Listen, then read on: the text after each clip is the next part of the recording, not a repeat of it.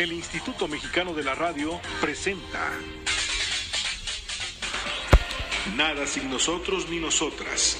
Un programa que informa sobre el ejercicio de los derechos de las personas con discapacidad en todos sus ámbitos. Nada sin nosotros ni nosotras. Con Sandy Choreño, comenzamos.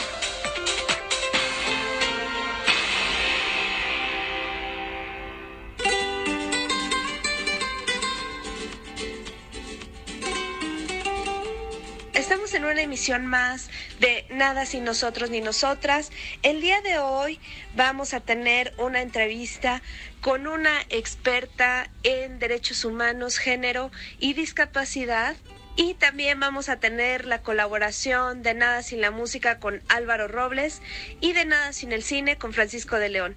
Esto es Nada sin nosotros ni nosotras. No se despeguen. Comenzamos.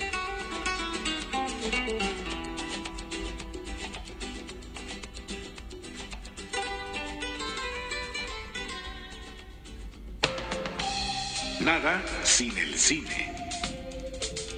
En Nada sin el cine, hoy tenemos la colaboración del buen Francisco de León. Paco, ¿cómo estás? Muy bien, gracias. Muy bien, un gusto como siempre estar aquí. Adelante. Pues hoy para recomendarles una película de verdad imperdible que se llama La Bruja, del director novato, de hecho, Robert Eager. Ya tenía él un par de cortos en su haber, pero esta película es su ópera prima como largometraje y la verdad es, insisto, imperdible, ¿no? Una película que está clasificada como cine de horror, pero que está moviendo incluso a los circuitos más ajenos a esta clase de géneros, ¿no? O sea, de hecho se llevó el Festival de Sundance, y en la cual el director muy hábilmente hace una recreación de época de cómo era la ideología de la persecución de brujas en la Nueva Inglaterra del siglo XVII, ¿no? Es decir, enfrentamos a una familia de peregrinos, de gente que está llegando a las colonias por vez primera, pero que llega con toda esta serie de creencias a medio camino entre el catolicismo y el protestantismo,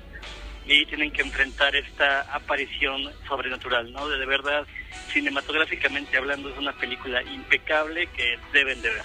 Muchas gracias, estaremos atentos. Ok, gracias. Un abrazo.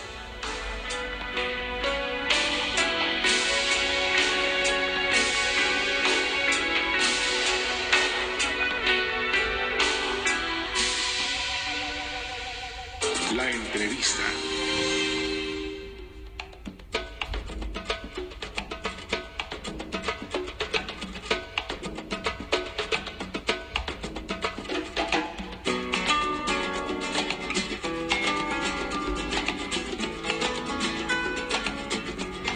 Buenas tardes. En la entrevista del día de hoy tenemos a Andrea Parra. Andrea Parra es una académica experta en discriminación y mujeres, y pues nosotros estamos muy honradas de tenerla aquí en Nada sin nosotros ni nosotras. Querida Andrea, buenas tardes, ¿cómo estás? Buenas tardes, qué placer estar invitada hoy al programa. Qué gusto escucharte. Cuéntanos primero qué te trae a México.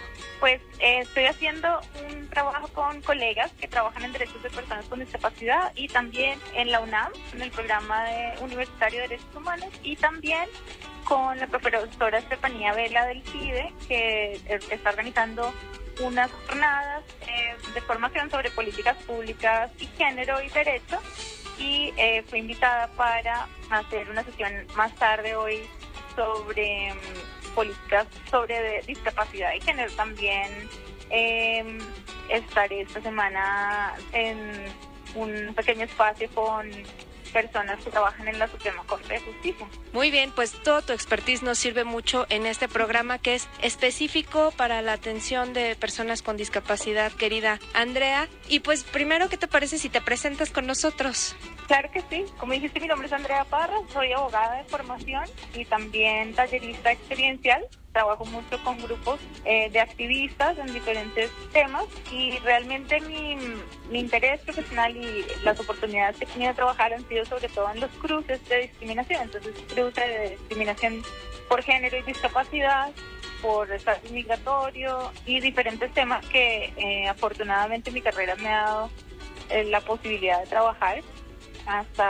Yo soy colombiana y hasta enero de ese año trabajé en la Universidad de los Andes dirigiendo una clínica jurídica que se llama el Programa de Acción por la Igualdad y la Inclusión Social País, que presta servicios legales a personas con discapacidad, personas discriminadas por su género y por su orientación sexual.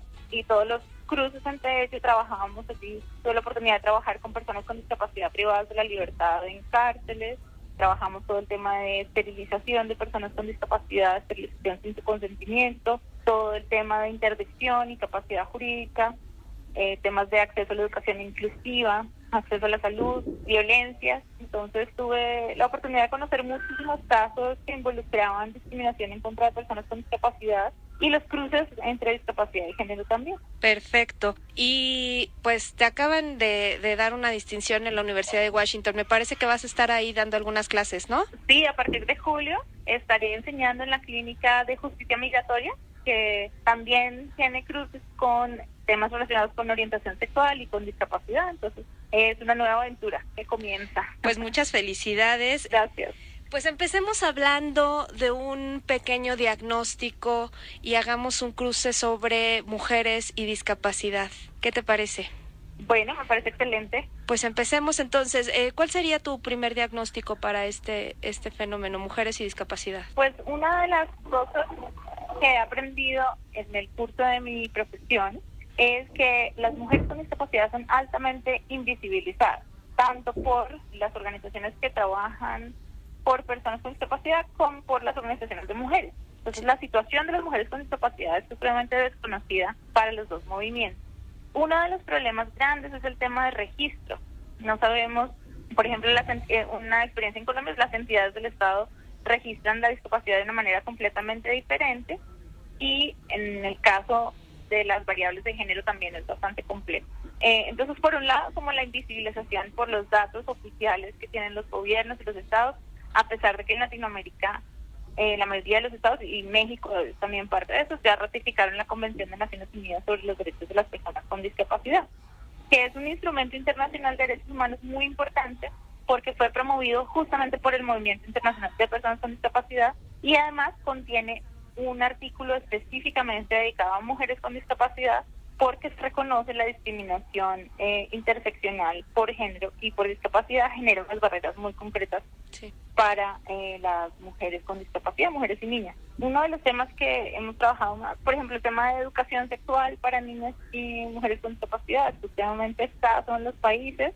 La esterilización sin consentimiento ocurre sobre todo a mujeres con discapacidad para evitar los embarazos. Así es. Por parte de sus familias, generalmente los sistemas de salud.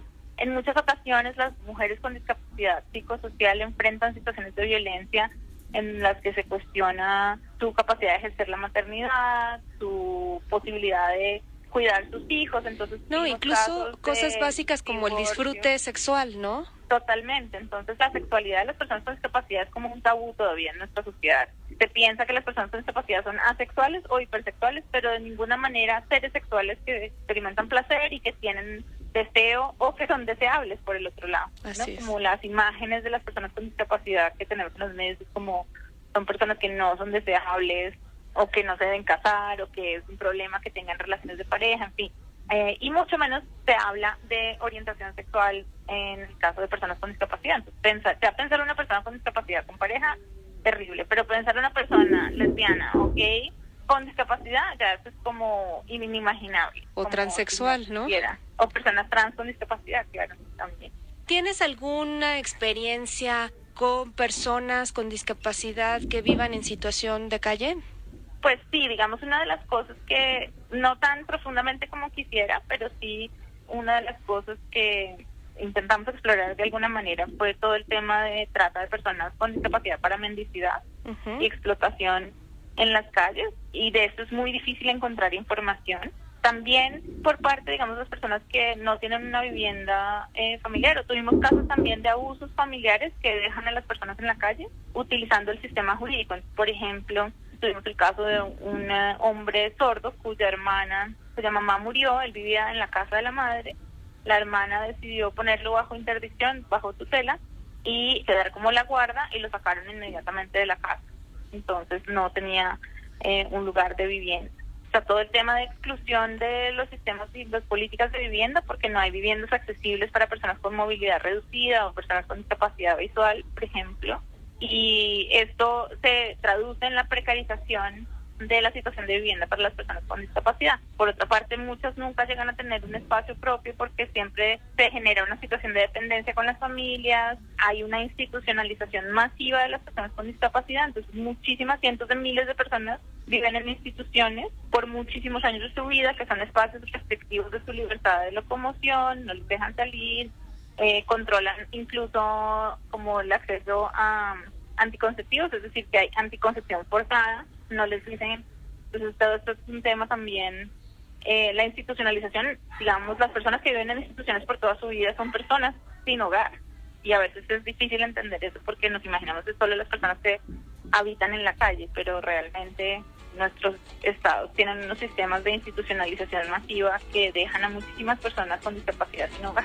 Bueno, en el caso de México, pues no varía mucho. Nuestros albergues son unos lugares insalubres donde se encierra a las personas que tienen sobre todo discapacidad psicosocial, no se les rehabilita, no se les educa.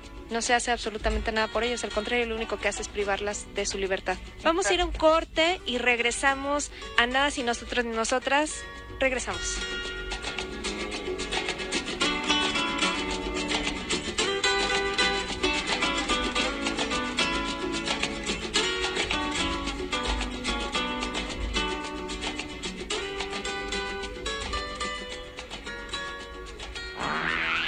Estás escuchando Nada Sin Nosotros Ni Nosotras. En un momento continuamos.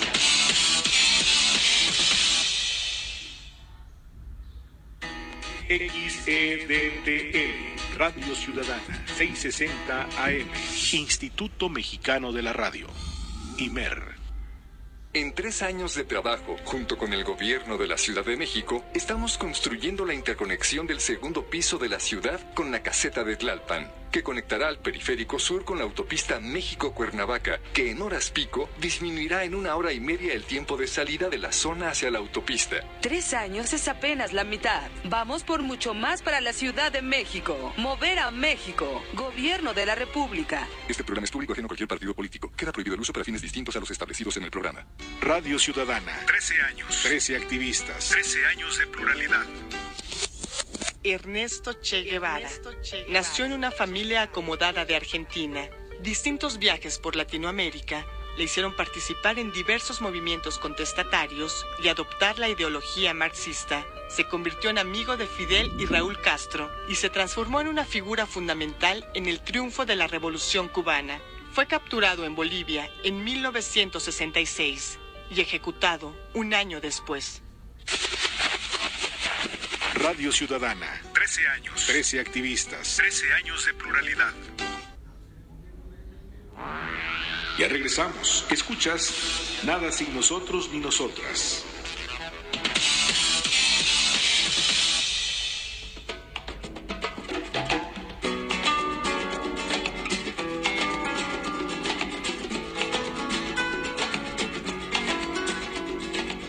Regreso en Nada Sin Nosotros Ni Nosotras. Está con nosotros en la línea telefónica Andrea Parra, que es experta en temas de discapacidad. Querida Andrea, te tenemos nuevamente aquí. ¿Cómo estás? Muy bien, muchas gracias. Pues vamos a seguir con el tema que estábamos hablando. Mucha gente nos pregunta sobre el juicio de interdicción. ¿Estás como activista a favor o en contra de la interdicción?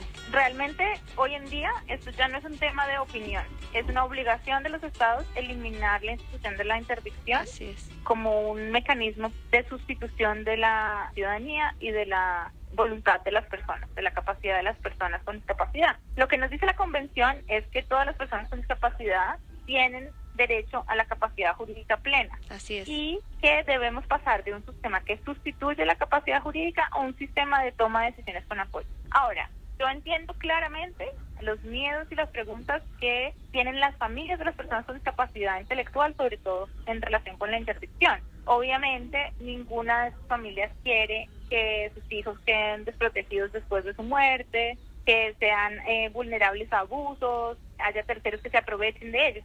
En realidad, la interdicción como tal, incluso si se aplica tal cual está en la ley, no protege a las personas, porque ¿qué hace la interdicción? Te quita así la capacidad de tomar cualquier decisión sobre tu vida y se la asigna a una tercera persona, ¿cierto? Entonces, legalmente, yo en general no tengo ningún recurso para oponerme a lo que haga mi guarda. Generalmente el estándar que exige la ley es que simplemente que el guarda no sea negligente, es decir, que no se robe la plata.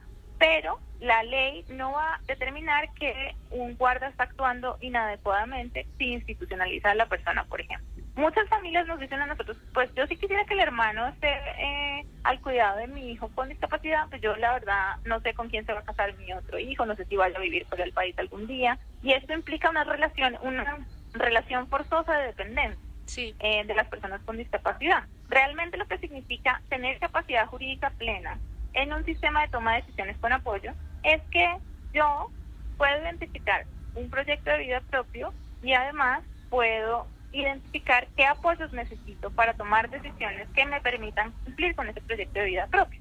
La interdicción se volvió como yo le digo como una camisa de fuerza de una sola talla, porque ¿quién dice que nosotros necesitamos lo mismo para tomar decisiones sobre educación, sobre sexualidad, sobre trabajo, sobre comprar cosas? Sí, no es lo mismo. Yo necesito una forma diferente en cada uno de esos aspectos de mi vida. Entonces, vemos, por ejemplo, que nos dicen como si fuera un diagnóstico médico, que es que las personas con discapacidad intelectual no pueden manejar su dinero. Eso en ningún momento es un diagnóstico médico. Claro. Eso es una capacidad que se desarrolla. Pero ¿cómo aprendimos las personas con discapacidad a manejar nuestro dinero? Eso fue un proceso. De niños teníamos una alcancía, luego aprendimos a comprar cosas, luego fuimos entendiendo el valor del dinero y tal vez algunos todavía no hemos aprendido te iba a decir suficiente. Pero es un proceso de desarrollo humano, no depende de un diagnóstico médico que alguien me dio. Y entonces esta visión de que el diagnóstico me dice el pronóstico es una visión de las personas con discapacidad como si fueran estáticas, como si el diagnóstico fuera la definición de quiénes son. Y eso no es así. O sea, yo he conocido personas con discapacidad intelectual muchísimo mejores que yo para manejar el dinero, claro, mucho más cuidadosos con sus ahorros. Creo que ese es el proceso, que es un reto muy importante en nuestra sociedad. Para cerrar ese tema, creo que es muy importante saber que la capacidad jurídica es una creación del derecho, no es algo que existe como en la naturaleza. En un momento las mujeres fuimos incapaces legalmente, no podíamos heredar, no podíamos manejar el dinero, no podíamos votar, no podíamos tomar decisiones sobre nuestros hijos, no heredábamos, sí, las personas indígenas fueron incapaces legalmente en algún momento de la historia. Y creo que por la medicalización de la vida de las personas con discapacidad, pensamos que las personas con discapacidad son incapaces como un tema médico, y en realidad es un tema que se inventó el derecho. Así es. ¿No será parte también de esta cultura proteccionista, asistencialista que tenemos para las personas con discapacidad?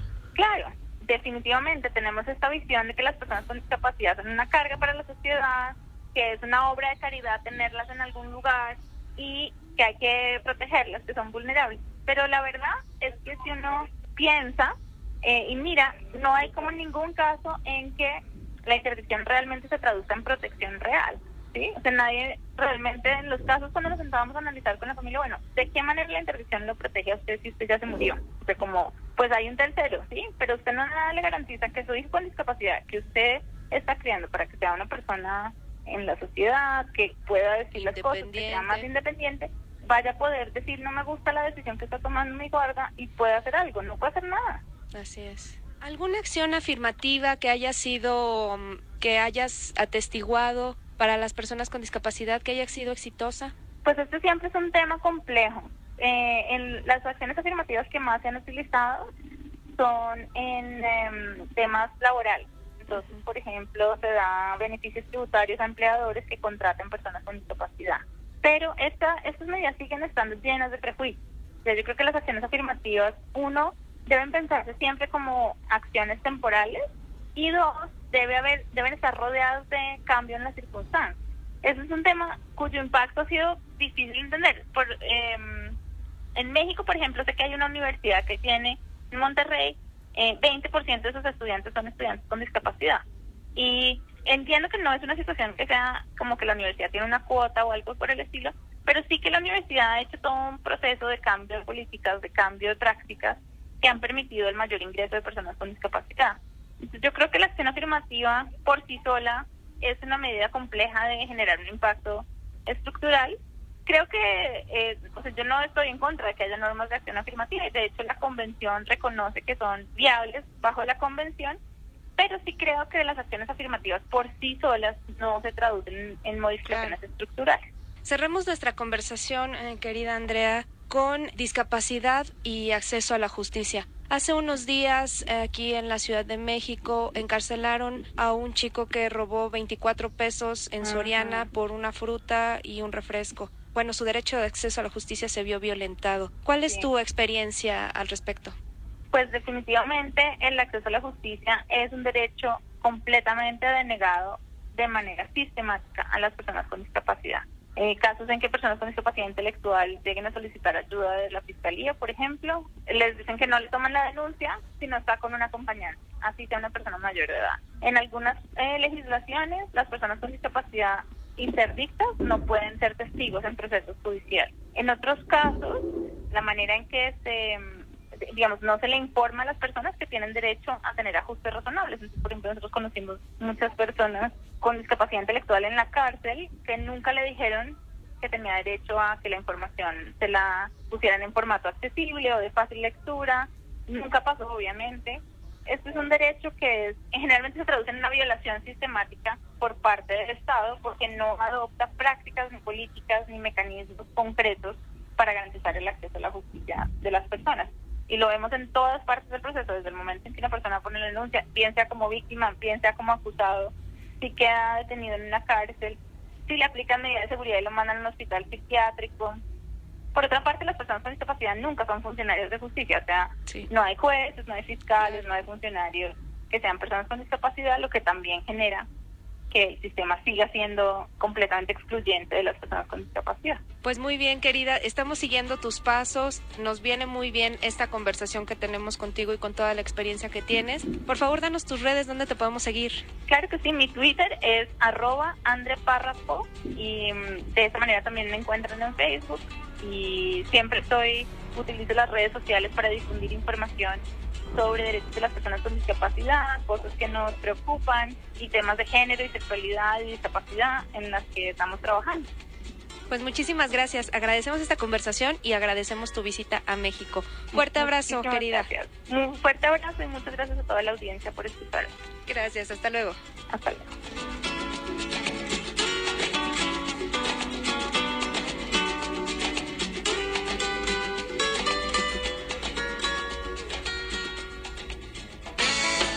Nada sin la música.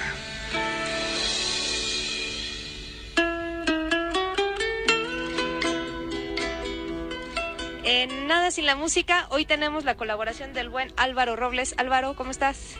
Hola Sandy, buenas tardes, muy bien, y buenas tardes también a todo el auditorio de Nada sin nosotros ni nosotras. Bienvenidos a Nada sin la música. Existen fechas que, aunque cronológicamente se vayan alejando de nosotros y se vuelvan hojas rezagadas y amarillentas en nuestras agendas, no necesariamente envejecen ni se borran de nuestra memoria. Uno de esos días, entristecedores y fatídicos, ha dado una vuelta más al calendario, sumando ya una veintena de meses que siguen acumulando lágrimas, incertidumbre, desgaste físico pero sobre todo emocional, frustración y coraje. Este 26 de mayo, un nuevo mes se acumuló en la cuenta calendárica desde que 43 normalistas fueron desaparecidos en Guerrero ante la complicidad de autoridades y delincuencia organizada y la ineficacia de las instancias de seguridad pública, así como la indiferencia de las altas esferas políticas. Las voces se levantaron. Los familiares de los normalistas se mantienen firmes en su legítima exigencia de conocer el paradero de sus hijos, hermanos, seres queridos. La solidaridad de la sociedad civil y distintas agrupaciones ha sido una constante a lo largo de todo este tiempo, y entre las variadas manifestaciones de apoyo, hoy abordamos un valioso esfuerzo de la comunidad musical que, en el compilado De Vuelta a Casa, editado por el sello discográfico Pedro y el Lobo Records en colaboración con RIP MX, busca dar voz a las emociones encontradas de aquellos y aquellas que en primera persona viven pesares que el resto solo podemos imaginar y tratar de comprender. De Vuelta a Casa es más que una producción discográfica en apoyo de una causa. Es un clamor triste, rabioso, pero también esperanzado y anhelante que plasma esa necesidad de seguir buscando, mantenerse en la lucha y no dejar de creer que llegará el momento en que todo sea claro, en que la verdad se alcance y el alma se reconforte.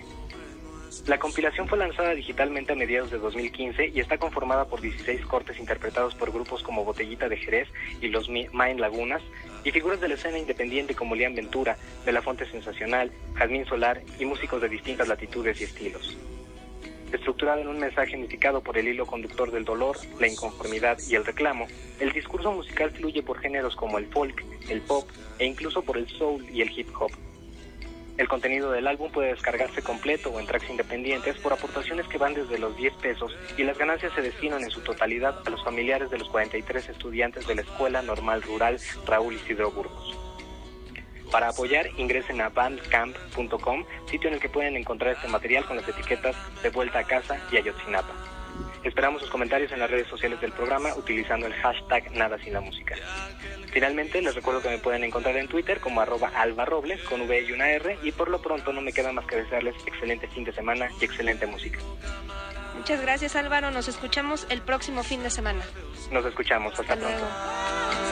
Los que están en la montaña nos vienen a acompañar. Que su pecho se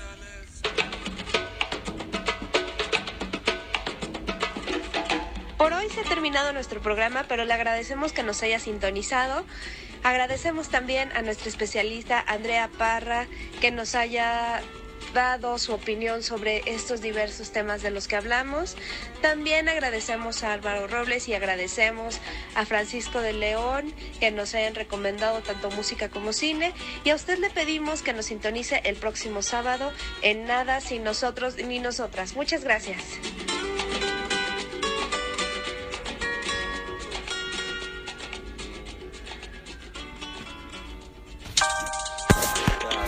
El Instituto Mexicano de la Radio presentó